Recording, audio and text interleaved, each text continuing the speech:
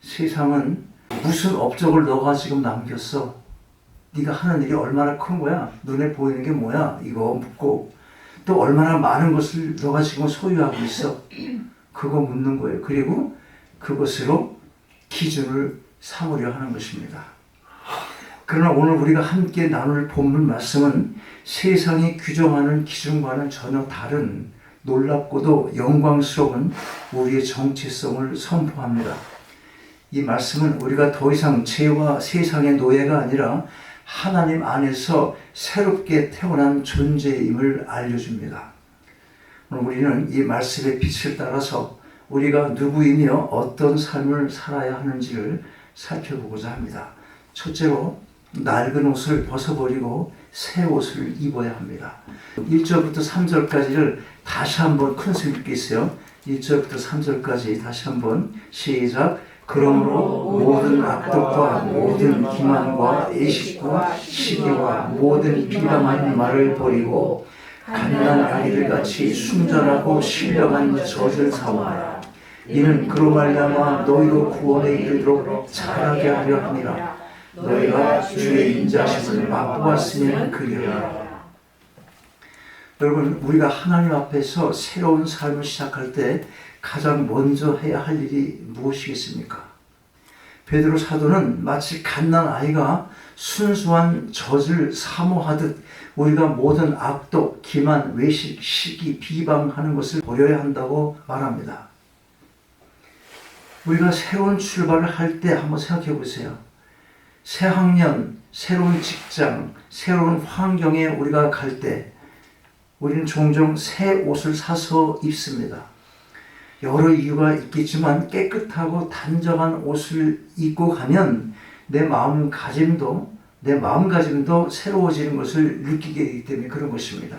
물론 그렇게 하기까지는 어떤 결단이 있을 거예요. 내가 이제 새로운 그런 삶에 진입하니까 내가 내 의지를 써서 한번 해봐야지 하는 어떤 결단이 있을 것입니다. 새 삶의 결단이지. 지금까지 살았던 것, 아이들 방학 실컷 놀다가 학교 갈 때 새 옷을 사서 딱 입고 가는 그 부모의 마음이 어떤 마음이야? 새 옷 사서 입히는 것, 새 출발하는 거잖아. 새 출발. 그 아이들도 그런 마음을 가지고 또 옷을 입고 가는 겁니다. 그런데 우리가 영적인 삶에서 새 출발을 한다고 하면서 악독과 기만이라는 낡고 더러운 옷을 그대로 걸치고 있다면 어떻게 되겠어요? 마치 명품 옷을 입고 속에는 더러운 옷을 입은 것처럼 겉으로는 신앙인의 모습을 하고 있지만 속으로는 온갖 죄악에 찌들어 있는 그런 모순적인 모습이 될 것입니다. 오늘날 우리는 SNS라는 공간에서 타인의 삶을 끊임없이 들여다봅니다. 친구들 여행 갔다 온 사진 거기다 올리고 또 같이 일하던 동료들의 승진 소식을 대하기도 하고 누군가의 행복한 일상을 보면서 우리는 알게 모르게 시기심이라는 그런 감정에 휩싸이게 되는 것입니다. 나만 뒤쳐져 있는 것 같은데 그런 생각하게 되고 그래서 불안해지는 거예요.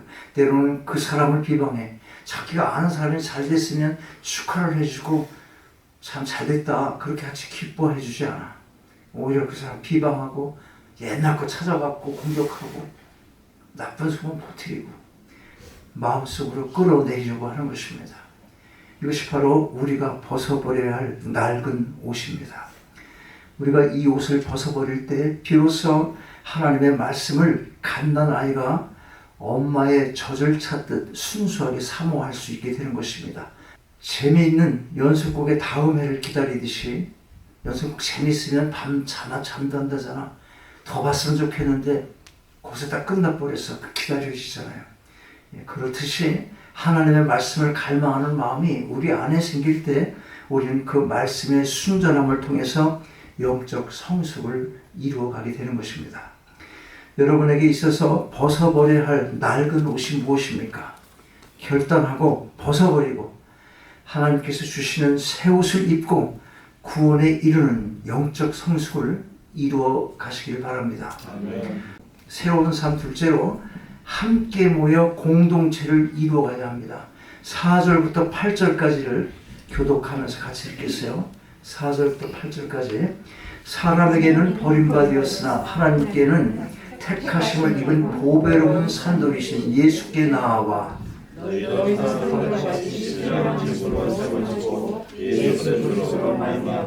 하나님이 기뻐하시려 하실 신령한 제사를 드릴 거룩한 제사를 성경에 기록되었으되 보라 내가 택한 보배로운 모퉁이 돌을 시온에 두노니 그를 믿는 자는 부끄러움을 당하지 아니하리라 하였으니 그러므로 믿는 너희에게는 보배가 있지 믿지 않는 자에게는 거짓자들이 버린 그 돌이 모퉁이 버린 돌이 되고 같이 또한 부딪히는 돌과 걸려 넘어지게 하는 바위가 되었다 하였느니라. 그들이 말씀을 순종하지 아니함으로 넘어지나니 이는 그들을 이렇게 정하신 것이라. 오늘 우리는 개인주의라는 단어가 익숙한 시대에 살고 있습니다. 각자 자신의 삶을 중요하게 여기고 서로에게 크게 의존하지 않으며 살아가는 거예요. 마치 각자 흩어져 있는 돌멩이처럼, 각자 흩어져 있는 이런 돌멩이들처럼 그렇게 보이는 것입니다. 하지만 성경은 우리에게 흩어진 돌멩이들이 모여서 아름다운 건물을 지을 수 있다고 말씀합니다. 그리고 그 건물의 가장 중요한 초석, 그분이 누구세요? 바로 예수 그리스도이십니다. 우리가 산돌, 그러면 산돌이 누구? 산돌이신 예수께 나오라. 모퉁이돌이에요. 산돌은 모퉁이돌, 살아있는 돌. 우리가 영적인 것을 이해해야 돼. 돌인데 살아 움직이는 돌이세요. 그분이 교회의 기둥이 돼. 가장 중요한 모퉁이돌이 되는 거예요. 이스라엘 백성이 성전을 지을 때 돌을 다듬고 깎아 서로 완벽하게 맞물리게 만들었습니다. 그 돌 하나하나가 제자리를 찾았을 때 비로소 견고하고 아름다운 성전이 완성되었어요. 교회 공동체도 마찬가지입니다. 우리는 각기 다른 모양과 성격을 가진 산돌들입니다. 누군가는 모나고 누군가는 둥글며 누군가는 작고 누군가는 큰 것이에요. 각자 다른 개성이 다 있어요. 왜? 태어나서 자라는 곳이 다르고 교육 수준이 다르고 또 이 땅을 살면서 살아가는 문화 환경이 다르기 때문에 교회는 여러 사람들이 모이는 거예요. 세상에서는 우리가 평생 동안 마주칠 공간이나 기회조차 없는 사람들일 수가 있어요. 우리가 이렇게 모이지 않으면 믿음으로 하나 된 성령의 끈으로 묶여서 하나가 된 공동체를 이루기 전에는 세상에서 각각 전혀 모르는 사람들로 우리가 살아갈 수밖에 없는 그런 존재들이 있다는 거예요. 근데 그렇게 흩어져서 생명이 없는 돌처럼 굴러다니다가 하나님께서 생명을 부어 넣으셔서 산돌들이 되게 했어. 그리고 정말 산돌이신 예수 그리스도를 중심으로 하여 생명을 불어넣은 그런 돌멩이들이 함께 모여서 집을 이루어가는 거예요. 이거 영적으로 생각하세요. 영적으로. 그러면 그것이 집이에요. 무슨 집? 신령한 집. 세상의 눈에는 정말 볼품없이 보일지 몰라도 그러나 우리의 건축가 되신 예수 그리스도를 중심으로 모일 때 우리 각자는 제자리를 찾게 되는 것입니다. 그리고 서로에게 기대고 서로를 받쳐주며 영적으로 견고한 신령한 집을 지어가게 되는 것입니다. 진정한 교회는 지금 말씀드린 것처럼 진정한 교회는 눈에 보이는 건물이 아니라 바로 여러분 한 사람 한 사람으로 이루어진 공동체인 것입니다. 우리가 서로를 비난하고 미워하며 마음이 하나가 되지 못하면 이 신령한 집은 결코 세워질 수가 없습니다. 그러나 우리가 서로의 다름을 인정하고 그리스도 안에서 하나가 될 때 아름다운 공동체가 될 것입니다. 무엇보다 우리가 기억할 것은 그리스도께서 모퉁이의 머릿돌이 되어 주셨다는 것입니다. 이 공동체를 건물로 비유할 때 모퉁이 돌이었다는 거예요. 그러니까 예수 그리스도 중심으로 모이는 공동체가 바로 뭐라는 거예요? 영적인 교회, 신령한 집이 된다는 그런 말씀인 것입니다. 여러분 각자가 돌이 되어서 모퉁이의 머릿돌이 되신 그리스도를 중심으로 신령한 집을 견고하게 세워 나가길 바랍니다. 실제로 평범한 삶을 특별한 사람으로 살아가야 한다는 거예요. 우리가 일상의 평범한 삶을 살잖아요. 그런데 그 그런 중에서도 특별한 삶을 살아야 한다는 거예요. 9절, 10절 같이 읽겠어요. 9절, 10절 시작. 시작. 그러나 너희는 택하신 족속이요 왕같은 지상이요 거룩한 나라요 그의 선택된 백성이니 이는 너희를 어두운 데서 불러내어 그의 기이한 빛에 들어가게 하신 이의 아름다운 복을 선포하게 하려 하시니라. 너희가 전에는 백성이 아니더니 이제는 하나님의 백성이요 전에는 긍휼을 얻지 못하였더니 이제는 긍휼을 얻은 자니라. 세상 사람들, 믿지 않는 사람들은 그렇게 정했다. 그렇게 정했다. 그런데 우리는 뭐야? 택하신 족속이고 왕같은 제상이고 거룩한 나라요 그의 소유된 백성이라는 거예요. 이 성구만 머리에 담고 가슴에 새기기만 해도 우리는 매일 감격할 수가 있어요. 매일 이 험한 세상, 이 엉터리 같은 악하고 사악한 세상을 살아가는, 거기서 잘났다고 가장 난리를 치고 있는데 우리는 그런 삶에서 벗어나야 되는 거예요. 이 영적인 공간에 들어와서 쳐내야 돼. 그런 생각들을 묶여진 마음, 혼란스러운 마음들이 있으면 다 쳐내야 되는 거예요. 그것이 새 옷을 입는 거예요.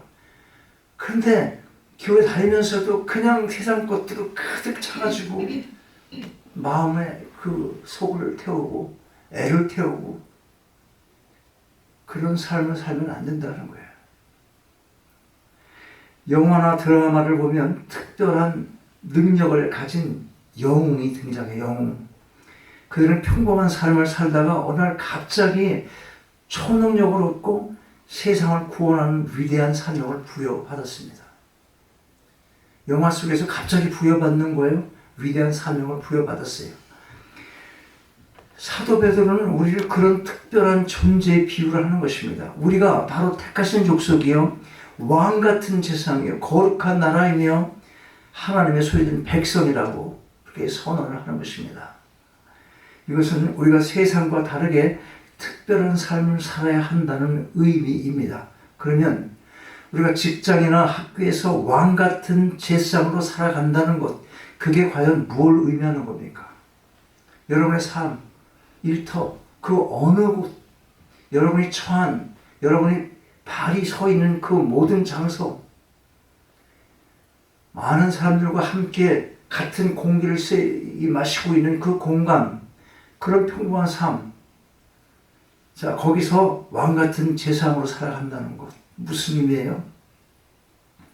불의한 일에 침묵하지 않고 그 자리에서 뭘 어떻게 하겠다 그런 얘기 아니죠. 총 맞잖아. 봐, 지금 총 맞잖아. 그런 세상이야. 불의한 거 봤다고 그 자리에서 뭘 그렇게 할 수 있는 건 아니잖아. 우리가 침묵하지 않는다는 의미를 잘 알아야 돼요.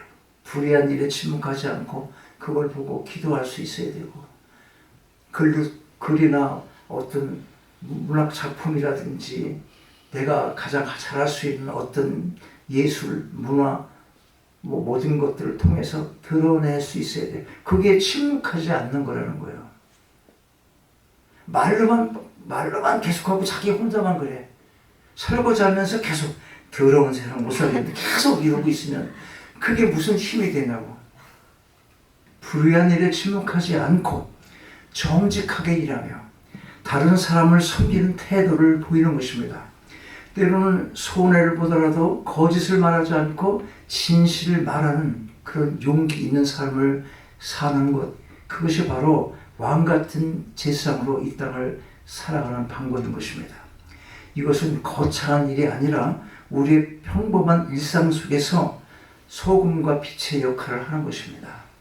물론 이 길을 걷는 게 쉬운 게 아닙니다. 기독교인으로서의 정체성을 드러낼 때 우리는 세상으로부터 조롱과 박해를 받을 수가 있어요. 진실을 말하다 손해를 보고 정직하게 살다가 외면을 당하기도 하는 것입니다.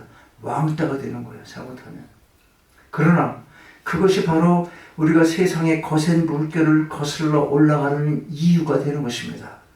마치 깊은 바닷속을 헤엄치는 연어처럼 우리는 세상의 순리에 따르지 않고 세상의 가치에 따르지 않고 오직 하나님의 뜻을 따라 살아가야 하는 것입니다. 그 과정에서 고난을 겪을 수 있지만 그 고난은 우리가 세상과 구별된 거룩한 백성임을 증명하는 표식이 되는 것입니다. 한 교사가 자기 반 아이들 중에 가장 문제아로 손꼽히는 아이, 그 아이를 포기하지 않고 끝까지 사랑으로 돌봤어요. 다른 선생들이 그 아이는 이미 제쳐놓은 그 인간 아닐 것 같다고 포기해버린 그런 아이가 하나 있는 거예요. 근데 이 교사는, 이 선생은 그 아이를 사랑으로 끝까지 다가가고 아픔을 이해하고 같이 공감하며 울기도 하고 그렇게 잘 삶을 인도했어요. 결국 그 아이가 졸업하고 학교를 훌륭한 사회인으로 성장을 하며 자신을 포기하지 않았던 그 교사에게 감사 편지를 썼어요. 선생님 아니었으면 제 인생의 운명이 어떻게 될지 모르겠다고 철들었지. 카리도 가끔 그런 애가 있잖아요. 직접 찾아오기도 하고. 그때는 몰랐지만 돌아보니까 그게 맞았어. 그런 교사의 삶 사는 것이 바로 왕 같은 제사장의 역할을 담당하는 삶이 되는 것입니다. 여러분, 우리는 세상의 흐름에 휩쓸려가는 존재가 아닌 것입니다. 우리는 하나님께서 택하시고 특별하게 여기시는 거룩한 백성입니다. 우리가 이 사실을 기억하고 우리의 평범한 일상 속에서 하나님의 아름다운 덕을 선포할 때 세상은 우리가 평범하지 않은 특별한 사람들이라는 것을 깨닫게 될 것입니다. 자, 정리합니다. 여러분, 오늘 우리는 베드로전서 2장의 말씀을 통해서 우리의 새로운 정체성과 그에 따른 삶의 방식에 대해서 살펴봤습니다.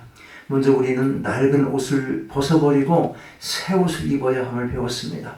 악독, 기만, 외식, 시기, 비방과 같은 옛 습관들을 과감히 벗어던지고 순수한 하나님의 말씀을 갓난아이가 젖을 사모하듯 갈망해야 하는 것입니다. 말씀을 찾고 말씀으로 양육받을 때 우리는 영적으로 성장하며 새로운 삶을 살아갈 수 있는 힘을 얻게 될 것입니다. 다음으로 우리는 흩어진 돌멩이들이 모여 거룩한 성전을 이룬다는 사실을 확인했습니다. 우리 각자가 살아있는 돌이 되어서 예수 그리스도라는 반석 위에 굳건히 세워지는 신령한 집, 바로 이 교회 공동체를 이루어가야 합니다. 서로의 다름을 인정하고 사랑하며 그리스도 안에서 연합할 때 우리는 세상에 빛을 비추는 아름다운 공동체로 성장해 나갈 것입니다. 마지막으로 우리는 평범한 삶을 살아가는 특별한 사람들임을 기억해야 합니다. 우리는 택하신 족속이요 왕같은 제사장이며 거룩한 나라요 하나님의 소유된 백성입니다. 이 영광스러운 정체성을 가지고 세상 속에서 소금과 빛의 역할을 감당해야 합니다. 비록 이 길에 고난과 핍박이 따를지라도 우리는 흔들리지 않고 주님의 뜻을 따라 담대히 걸어가야 하는 것입니다. 결론적으로 오늘 본문 말씀은 우리에게 세상과는 구별된 거룩하고 복된 삶을 살도록 도전을 합니다. 우리의 정체성은 세상의 기준이 아닌 하나님의 부르심과 택하심에 달려 있습니다. 이 은혜를 기억하며 날마다 주님의 말씀을 따라 살아가고 서로 사랑하며 세상에 하나님의 아름다운 덕을 선포하는 복된 성도들이 다 되시기를 주님의 이름으로 축원합니다.